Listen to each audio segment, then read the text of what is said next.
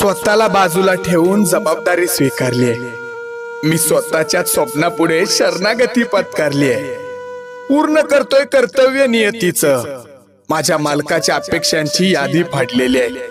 मारून जगतोय इच्छा सर्व. बोलण्यासारखं खूप काही आहे.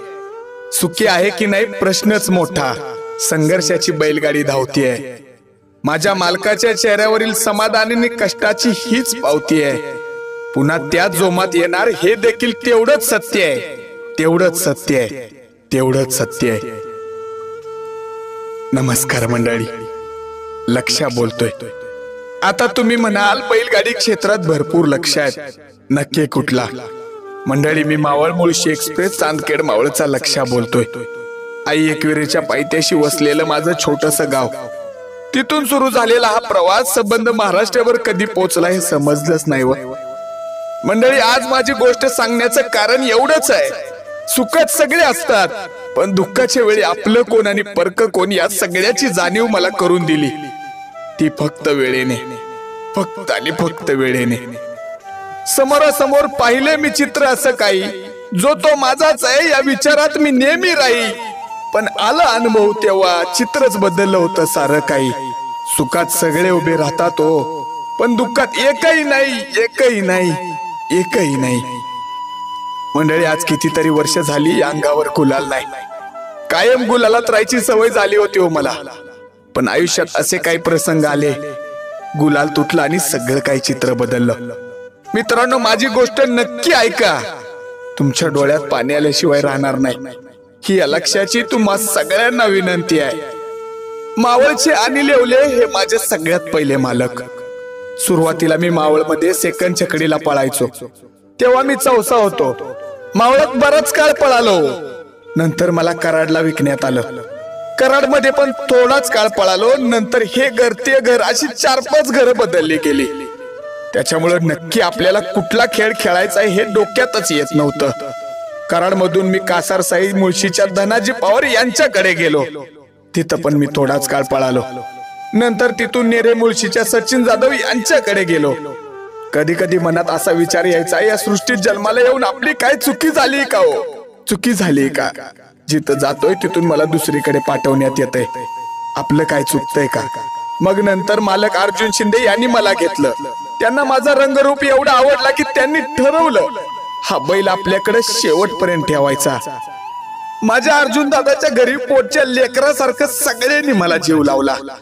मग ठरवलं, आता आपल्या जीवाची बाजी लावून पळायचं. एकदा आपण स्वतःला सिद्ध केलं की मालकाचा जीव आपल्यावर बसणारच. आणि माझ्या आयुष्यातील ते पहिलं मैदान.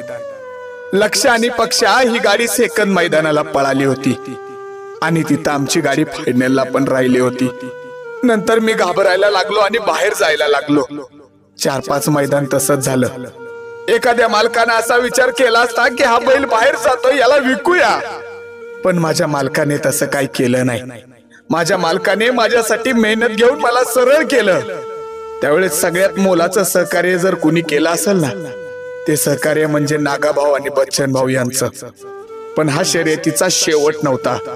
इथून पुढे खरी कसोटी सुरू होती. 4-5 मैदान मी बाहेर गेलो बघितल्याने मला कुणी पैरा देत नव्हतं. त्यावेळी बऱ्याच लोकांना पैरे मागितले. बंदीत सुद्धा माझा मालक आणि त्यांचे सहकारी वायदी द्यायला सुद्धा तयार होते, तरी कोण बैल देत नव्हतं. मनात विचार आला, आपला जगून तरी काय उपयोग? मालकाला एवढं दुःख देतोय. शर्यतीचा संघर्ष सोबत पैऱ्याचा संघर्ष हे दोन्ही सोबत घेऊन मला चालायचं होतं. आणि तसं मी चालतही होतो. पण आपण कुणाचं वाईट केलं नाही, त्यामुळे आपलंही वाईट होणार नाही हे माझ्या मालकाला माहित होतं आणि मलाही माहिती होतं. माझ्या मालकाची आणि सगळ्या सहकाऱ्यांची नीतिमत्ता चांगली होती. माझ्या आयुष्याला कलाटली देणारा तो दिवस आला. तरस किवळेच्या स्वप्नील भाऊ यांनी बादल नावाचा एक बैल घेतला होता. बादलनं त्याचं पहिलं मैदान चांगलंच गाजवलं होतं. माझे जीवलग होते अमित नाना गायकवाड. त्यांनी बादल सोबत माझा पायरा केला. आमच्या गाडीनं पहिल्याच मैदानात 1 नंबर केला. नंतर आमची गाडी बरीच मैदानं पळाली आणि नंबरातच राहिली. त्यावेळी लक्ष्या बादल आणि लक्ष्या सोन्या या 2च गाड्यांमध्ये चुरस बघायला मिळायची. संपूर्ण मैदानात गर्दी व्हायची. कधी तो 1 नंबर करायचा, कधी आम्ही 1 नंबर करायचो. आणि दोन्ही बैल मालक चांगले मित्र होते. आमच्या दोन्ही गाड्यांमध्ये कधीच मतभेद झाला नाही. नंतर घाट बंद होऊन बिनजोड सीझन चालू झाला आणि बिनजोडला ही गाडी कित्येक मैदान अपराजित राहिली. आणि ज्या दिवशी आमची गाडी हारली ना, त्या दिवशीपासून तुमचा लक्ष पळायचाच बंद झाला. खरंच पळायचाच बंद झाला. आज या गोष्टीला 3 वर्ष झाली. पहिला जो लक्ष पळायचा तेवढं स्पीड आता लक्षाला राहिलं नाही. माझ्या पायाला प्रॉब्लेम झाल्यामुळे जी लोक कालपर्यंत मला वावा करायची, आज तीच लोक माझ्याकडे बघून पाठ फिरवत आहेत, मला नावं ठेवत आहेत. माझा पडता काळ चालू झाला. 1 वर्ष मी एकाच जागेवर उभा होतो. अहो, त्यावेळी मला मोकळा छकड्याला चालवायला सुद्धा कुणी बैल दिला नाही. तो प्रसंग आठवला ना, अक्षरशः डोळ्यात पाणी यायचं थांबत नाही. एका बाजूला माझा मालक आणि एका बाजूला मी, आणि एक छकड्यात बसायला 2-3 बारकी पोरं, ज्याचं त्याचं या खेळात काहीच अस्तित्व नव्हतं. त्यानं सुद्धा मी ओळख निर्माण करून दिली होती. पण माझ्या पडत्या काळात यातला एक सुद्धा पुढे आला नाही. या सगळ्या प्रवासात माझे 2 जबराट फॅन होते. मुंबईतील समीर ठाकरे, मुंबईतील समीर दादा नावाचा माझा खूप जबराट फॅन होता.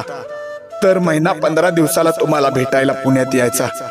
आणि दुसरा फॅन म्हणलं तर सातारचा रोहन भैया गायकवाड. खूप मोठा फॅन होता माझा. माझ्या मालकापेक्षा जास्त जीव लावला त्यानं मला. मी त्याच्या दारात असावं म्हणून 15 दिवस तो मला सातारला घेऊन गेला होता. मित्र भरपूर भेटले, फॅन भरपूर भेटले, सहकारी भरपूर भेटले. पण काळजात बसले ते माझे जिवलग म्हणजे काळेवाडीतला माझा जिवलग मित्र परिवार. ही पोरं माझ्यासाठी काही करायला तयार होतील, आता सुद्धा आहेत. आणि माझ्यासोबत त्यांची साथ शेवटपर्यंत राहणार. मी आता पळतोय कुठेतरी, मला अजूनही गुलालासाठी संघर्ष करावा लागतोय. आणि असा हा संघर्ष जोपर्यंत गुलाल मिळत नाही तोपर्यंत करणार. माझ्या या प्रवासात पडद्यामागचे 2 हिरो कायम माझ्या काळजात राहिले. माझा मन्या भाऊ आणि शुभम टिळेकर. आपल्या रोजच्या कामातून त्यांना माझी शर्यत बघता येत नाही, परंतु माझ्या पडत्या काळातही आणि माझ्या चांगल्या काळातही दोघंही माझ्यासोबत भक्कम उभे होते. या सगळ्या जीवलगांचं खरंच मनापासून आभार मानतो.